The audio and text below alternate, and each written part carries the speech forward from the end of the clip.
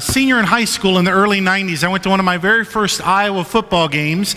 And just in a full disclosure, I was there mostly to scout the marching band, because I was a band nerd, and I ended up going to the Hawkeye marching band and marched there for 4 years. And I didn't know much about football, and every time our star running back, number 34, would touch the football, the whole stadium would boo. And I couldn't figure this out.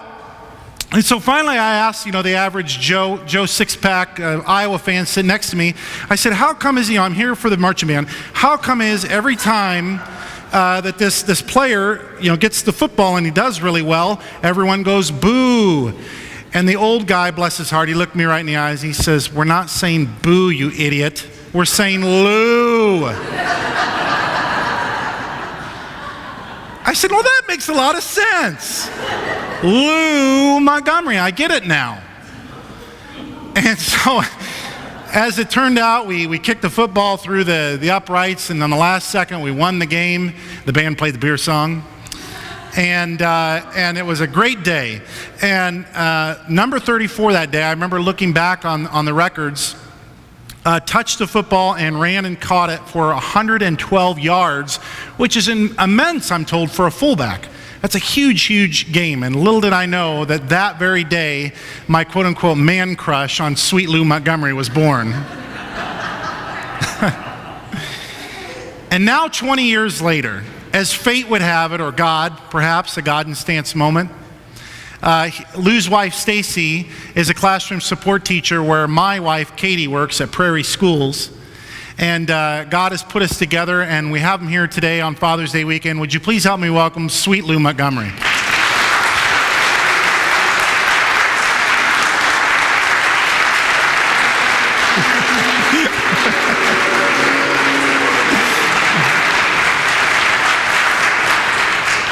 Now I get it now, they're not booing you. But it does sound that way, though. Did that surprise you the first time you heard that when you were? It did. It did surprise me. I had just gained 15, 20 yards on a play up the middle, and you hear 80,000 people going boo. It really got me questioning if I had made the right decision or not. Well, I feel good now. I'm not the only one who thought. Well, you've had a remarkable career, Lew, and not only playing football, but now as a dad, a great role model. You have a wonderful family. I wonder, my first question is, going back to 20 years ago now, and you played in the Rose Bowl, you had a 10-win team in Iowa. Did you ever have an inkling when you're having all that success that God would have something in store for you as wonderful as your family and all that has come to you now? At that point in time in my career, I probably didn't. A lot of things what I was really focused on was, I had been an athlete, or at least been involved in football since I was in Pee Wee leagues, and I got into the collegiate level, and really my focus was like, okay, I'm going to go on to the NFL. And what was interesting about the way God worked with me is that I felt like I had the talent to go, but that wasn't what He wanted me to do. That wasn't my next mission that He wanted me to pursue. I went through my career only having one injury, and that set me back a little bit, but I was able to regain myself. But that wasn't the mission. Although I wanted it, that's not what God wanted me to do. And 20 years later, I'm looking back at it, and I'm living the life of a lot of the successes that I had. We'll come back around to that point in a minute. God did have something in store for you, and that is to have a wonderful family, several beautiful daughters, and your rock star special needs son, Lucas. We have a family here. The Muters family was just recognized in the Gazette for being a rock star family. A lot of special needs in their family. We heard from Jim and Jeremy. Special needs. Do you feel that as a calling, being a father of a special needs child? Well, yeah, and very much like the father that spoke on the video, there is a lot of transition that goes on in your mind. As a dad, you always, at least I felt, that I had a responsibility to Lucas. And my entire life, I'd always, every challenge that I had, I figured out a way to overcome it. It was, okay, I got to work harder, or I got to take a different route, or I got to go study harder. There was always a solution. And when you're faced with a child that has special needs and you're told that there's no treatment and there's no cure and there's nothing you can do and you're supposed to sit back and watch things progress, it does take you on some highs and some lows along the way. And my faith and my adorable wife was like, Lew, we can't sit back and do nothing.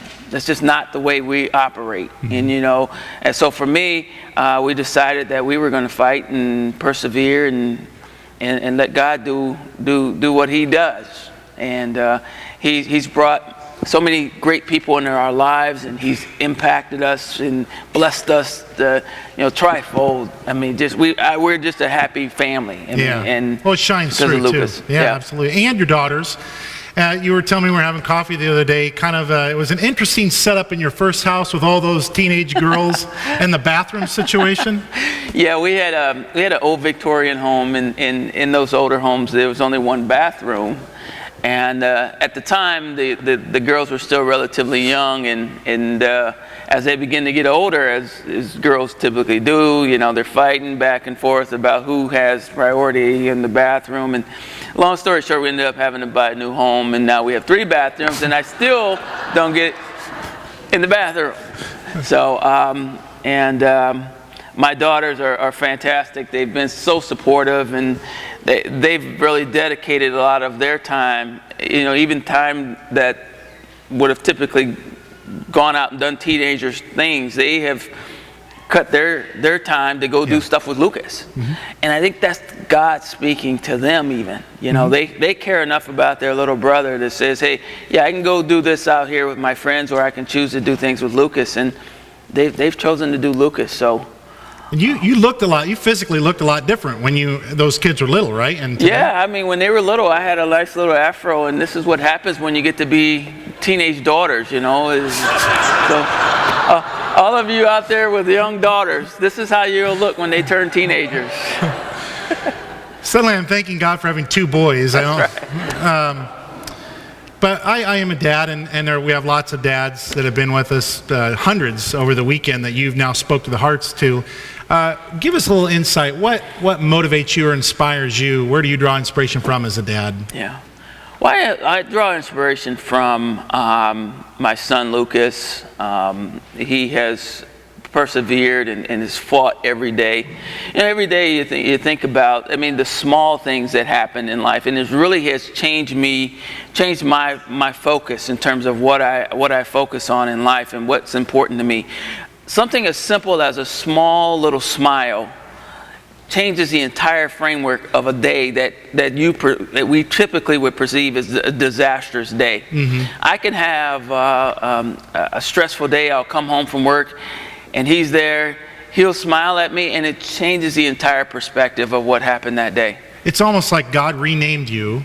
Like today's story, God renames Abraham and blesses him. God has renamed you and me and all the other dads there, a single guy who cares about yourself to a dad who you've been renamed as a father. Yep. And it's a calling, isn't it? It is. And I think of all the kids who, don't have the good father and mother figure.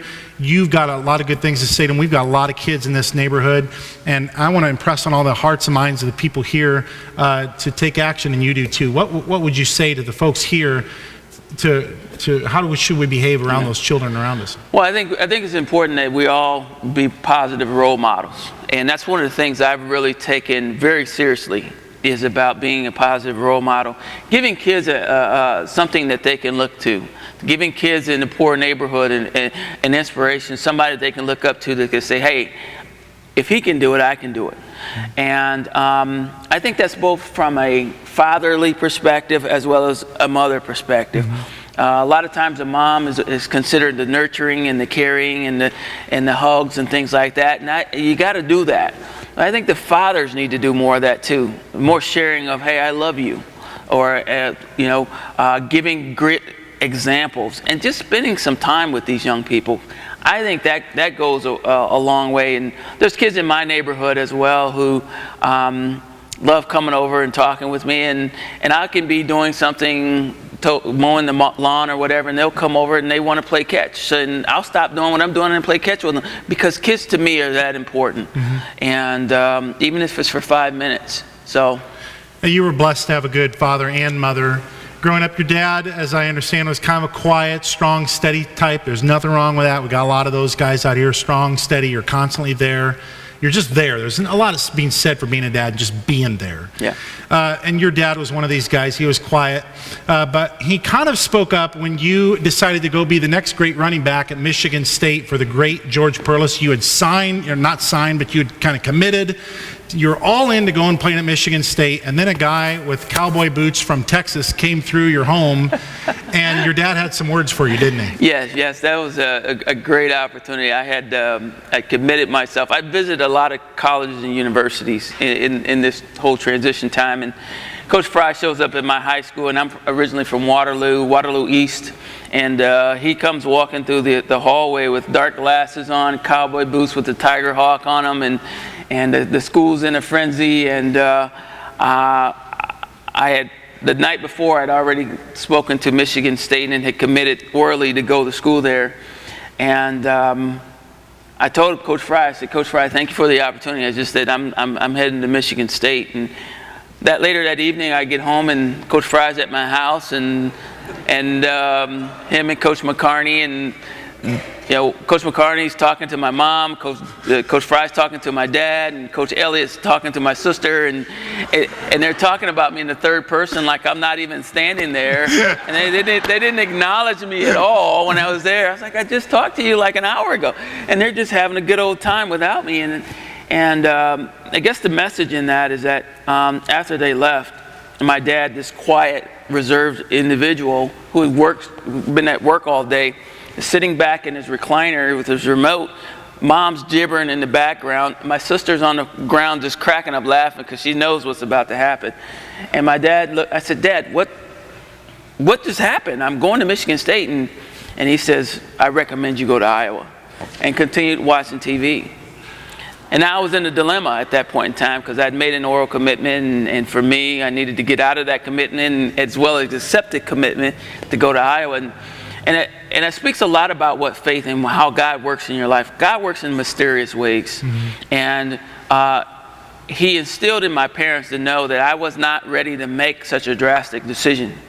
I was choosing that school for their own reasons. And they wanted me closer to home. They felt like there was an opportunity for me here in Iowa, and I'm glad I made that decision. And let me just say you made the right choice. Yes, I would agree.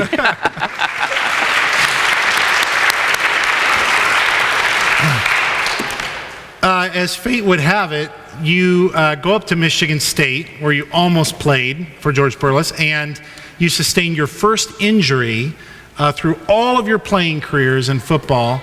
And you were, up to that point, you were a star student in the classroom, and maybe it was slipping a little bit at that point. You said you were president at Waterloo East of your student body, and you had this major setback, and yet God used this, I think, to tell you something. What was that? Yeah, I had, like I said, it's just ironic how out of all the games I had played, that was a game in which I had sustained my first career injury, and I was doing okay academically at the University of Iowa. I was a sophomore, started off the season, had a great season, was on a roll to have a really positive year.